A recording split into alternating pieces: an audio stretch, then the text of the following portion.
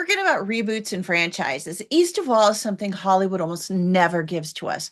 When was the last time you saw a movie that felt truly original? Not just a new twist on an old story, but something authentic. That's what East of All delivers. At a time when theaters are full of movies that have been redone, retold, reimagined, and any number of versions of it on screen, it really felt refreshing to get something like this.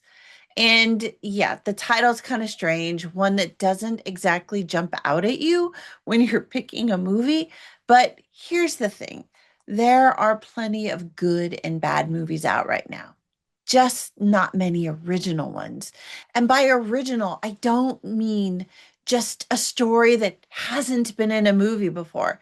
I mean a movie with a story like you've never seen before. That's exactly what you get with East of All. So let's get into why this film is so different from everything else that's out there in theaters today, and why it's something that you might want to check out since it only has a very limited runtime in theaters. East of All plays like a fictional documentary about this family living in the Badlands of South Dakota.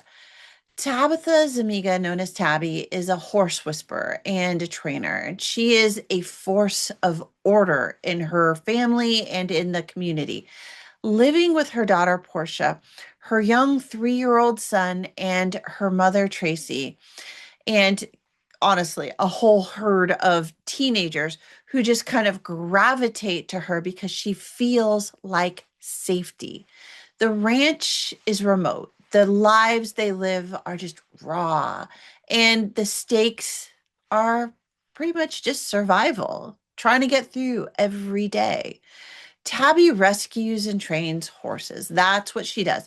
She gets these horses that nobody else wants, and then she figures out how to train them up and sell them at sale barns, sell them online, sell them on TikTok, pretty much sell them anywhere she can sell them in order to keep food on the table and to make sure the ranch stays above water.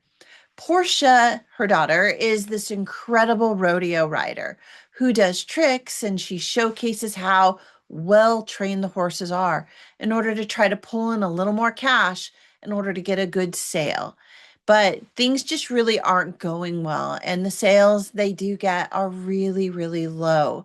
Then this rancher comes in, this rancher from Texas, shows up, Roy Waters, and he's impressed by the horses. He says they're like nothing he's seen before. But instead of just buying the horses, he wants to buy the ranch and hire them to keep doing what they do. And he just wants to kind of bankroll it. So it becomes the story of Tabby kind of wrestling with grief and how to save her ranch and how to recover from the loss of her husband, and how to try to repair her relationship with her daughter, who's still really angry about the death of her stepfather. This isn't quite fiction, and it's not quite a documentary, like I said. Tabby plays herself. Portia plays herself. Even most of the kids, they play themselves too. They're real people, not just actors. Only Jennifer L. steps in as Tabby's mother, and Scoot McNairy plays Roy Waters, that Texan rancher. The film really captures the spirit and the look and the feel of the New West in a way that is entirely intimate and authentic. It's also something that we really haven't seen before, at least not in this kind of realistic way. This film is not overly polished, and I think that's actually its greatest charm. From the first moments we see this film, you get the sense that this is not one of those glossy, highly scripted Hollywood films. You get the dirt, you get the rust, you get the landscape, you get that raw emotion from these people that really helps you to understand what it's like to struggle. You also get the bones in the dirt. And I mean, real bones in the dirt, not just props that they made and then put in the dirt.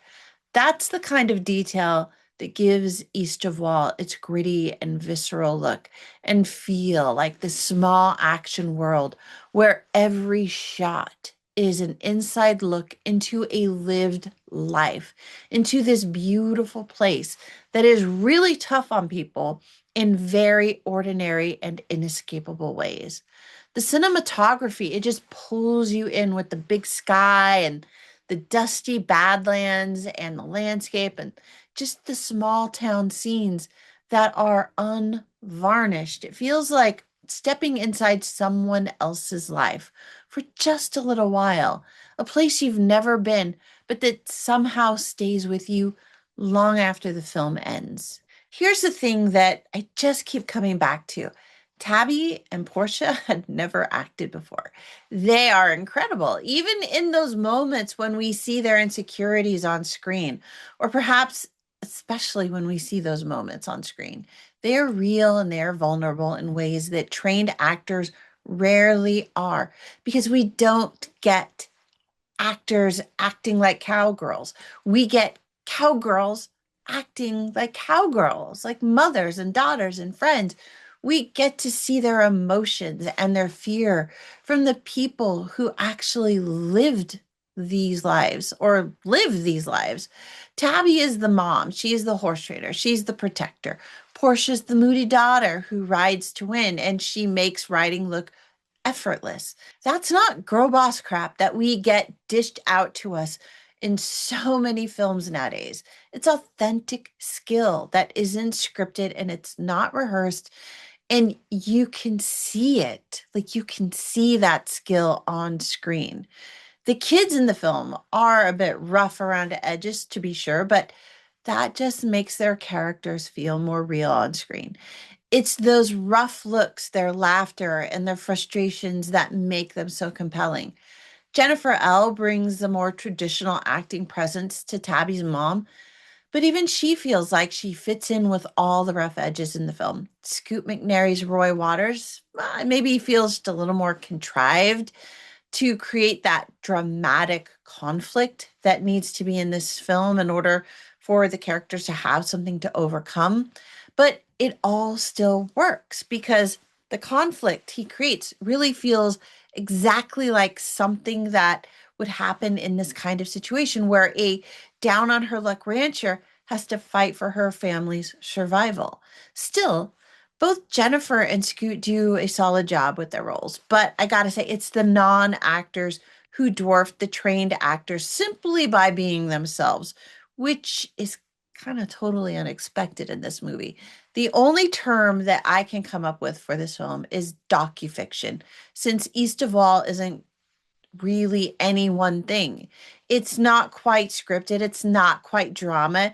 It's fiction shaped by real people living real lives that are portrayed in real ways that create this realistic story of their lives. Writer and director Kate Beecroft spent about 3 years embedded with Tabby and Portia, going back and forth between Hollywood and the ranch to get their world right. She lived in this world in order to capture it in this authentic way. And that shows on screen in pretty much every shot. I mean, honestly, after I saw this movie, I had to go look up like, is this real? Is this not real? So I started reading up about Kate Beecroft and where she went and what she did. And I was just really impressed with how she found this story, how she found these women, and how she settled on this place and space. It's really well conceived. And the kind of dedication she put into finding this story to tell on screen, that's what Hollywood needs. This is the kind of thing that people want to see. I mean, honestly, it's the kind of thing I want to see because I don't see things like this in the movie theater. The landscapes, the interiors, the skeletons, the horses, the dust, they are not props. Again, they are not props. You believe in every frame. The film is this slice of life experience set in real terrain, not on stage, built to look like real terrain. You see everything. You see the empty barns. You see the way the horses have lived. You see the scuffs in the dirt. I mean, there's no big sweeping action. It's intimate, it's quiet, but there is an emotional climax at the end that is designed to kind of pull the story together to provide some kind of resolution and to finish off the narrative arc.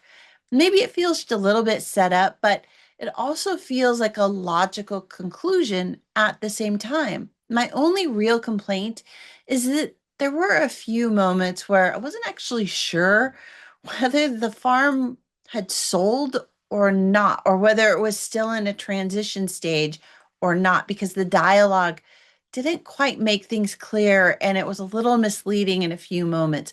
But then it all kind of resolved. And in that final resolution, it really did feel like they kind of stitched it all together and that there was some flexibility with how that was all constructed. So I give it a little bit of leeway, but still was a little bit confusing. So is East of All ticket worthy? I have to say yes, for no other reason than it's a great look into an area and a way of life that you were just not going to get anywhere else. Even if Hollywood were to remake this film with trained actors, with fancy, expensive sets, it just wouldn't feel the same. So, yeah, if you like horses, authentic films, documentaries, and honest stories that take their time to unfold, you probably will enjoy this movie. It isn't a narrative that sweeps you away with great explosions and grand gestures dolled up with millions of dollars of CGI work to create a new epic wow moment on screen. It's intimate, it's quiet, it's like a living room truth kind of film. It may not be perfect, but it's honest. And we don't get enough of that recently. And so I liked it for that one fact for sure. And if you live outside of the United States, this film opens up an American space that most people simply never see, and that alone is worth the price of the ticket. The same is true if you grew up in the US, but you don't get access to this kind of country life in the New West. This is how it feels, and these are the kinds of issues that dominate the lives of people who aren't inside cityscapes and who aren't surrounded by the press of modernity constantly eating away at you. East of Wall only has a limited run in theaters. So if you want to see it in a theater, now is the time to go. It's a film that needs an audience and it needs your support if you're interested in it so that we get more films like this to be made. This film is not one of those retold, rehashed stories. It's a living world captured and unfiltered. It's not epic in scale, but it's got heart. So, East of Wall, have you even heard of it? Are you thinking of seeing it? Let me know what your thoughts are and if you actually did go see it, because I'd love to know what you thought. Thanks again for being here, and please do be sure to give this review a thumbs up, subscribe, and share this video with a friend who might be thinking about seeing the movie. I've got a bunch more reviews coming up, but that's it for now. I'll see y'all again soon. In the meantime, happy viewing. I'll see y'all again soon. Bye for now.